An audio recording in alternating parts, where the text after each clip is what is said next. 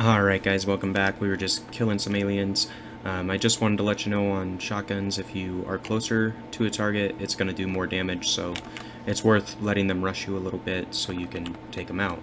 I like to make sure I always have a full inventory just because, or full clip loaded, just in case something shows up and starts attacking you, because it can get a little bit dicey if you don't, and you run out of ammo. They end up killing you, and then you lose all your stuff. Well, you don't lose your stuff, but... Oh, God. I didn't realize those guys shot. Cool.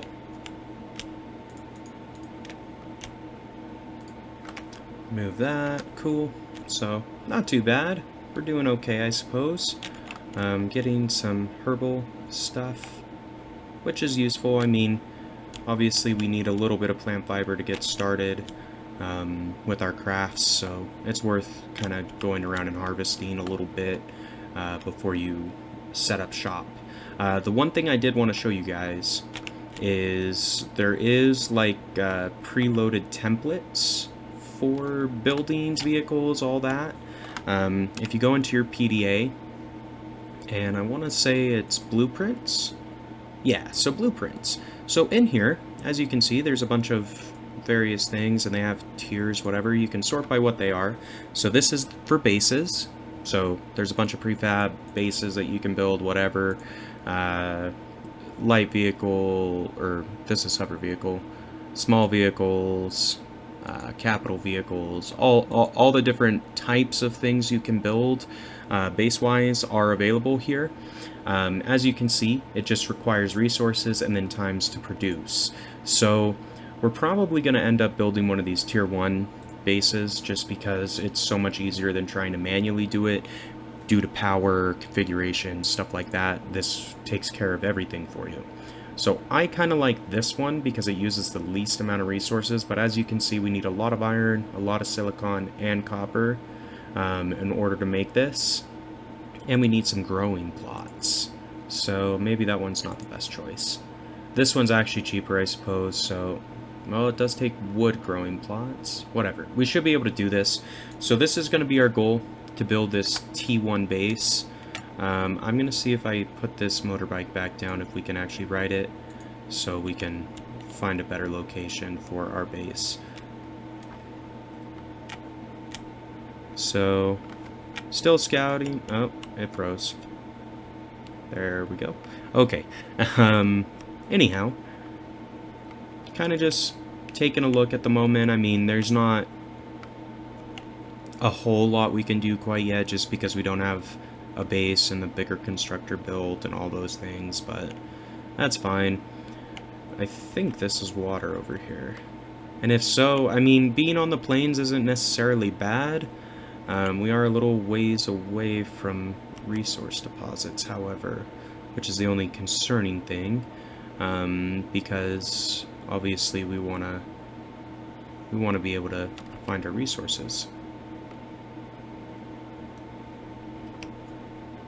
Anyhow, I'm just looking because it doesn't even seem like it's marking stuff, which is weird because it should, even though we're on our bike. That's why they want you to build the hover or vessel starter or hover vessel, because those do mark, because it's as if you're walking as opposed to riding. Anyhow, little tidbit there. So I'm just kind of disappointed with what we've got here. I mean, I did spawn in as if this was a large planet instead of the default medium, just because I assume that a large planet's going to have more ore deposits than a medium one, which is nice, so you don't have to leave as soon as if it was a smaller planet, maybe. I don't know if that's true or not, but that was the thought. So, looks like we found a nice desert. That's kind of cool. Anyway, so with this, we'll probably end up building the base next time, is my guess, because I need to find some ore. So we're entering Polaris territory. So this is one of the alien factions. The Polaris guys, as I recall, are traders. So if you see these buildings in the distance, those are all built by the Polaris.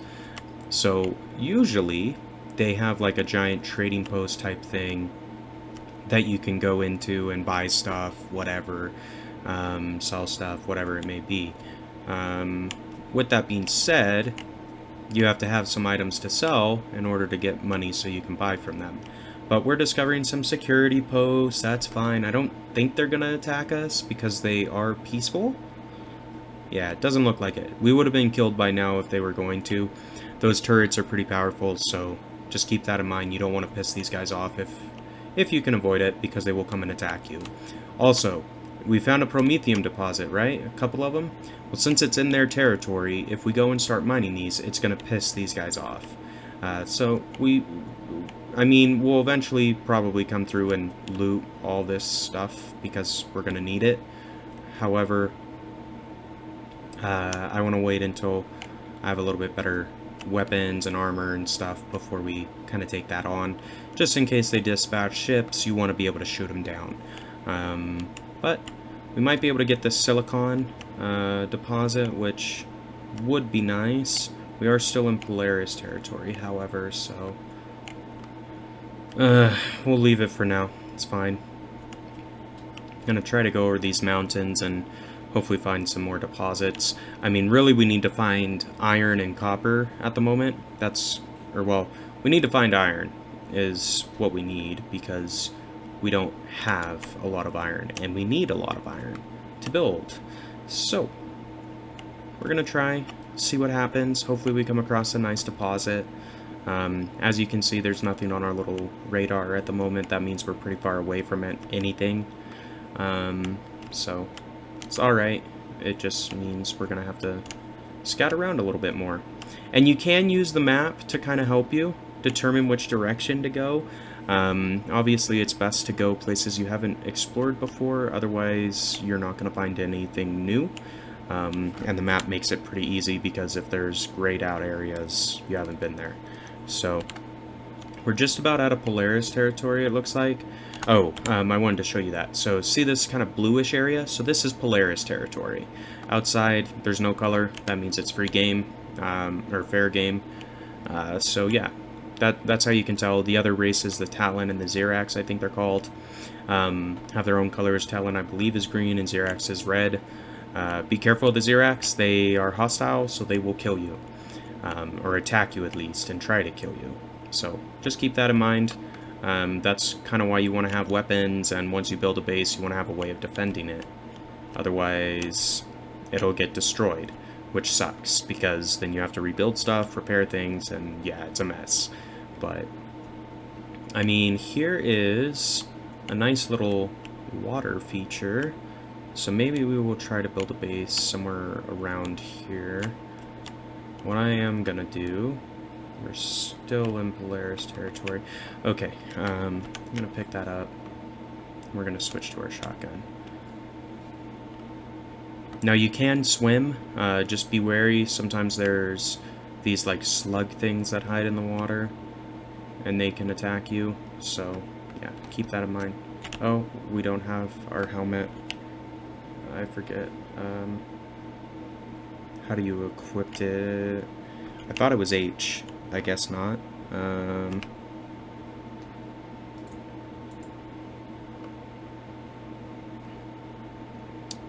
Helmet is what we want to put on, but that's okay. Whatever. We will figure it out eventually. Pick these guys up while we're here. Might as well. Okay, so we're not going to swim in the water. Forget it. We don't have to, because there's land. Not exactly sure where we want to go. I mean, we're outside of territory now, so that's good. But we're gonna want to be closer to some ore, I think. So bust this guy back out. Keep going. I mean, it's alright. We'll figure it out. I should put down our constructor here and make some meat into cooked meat, just because then we can eat.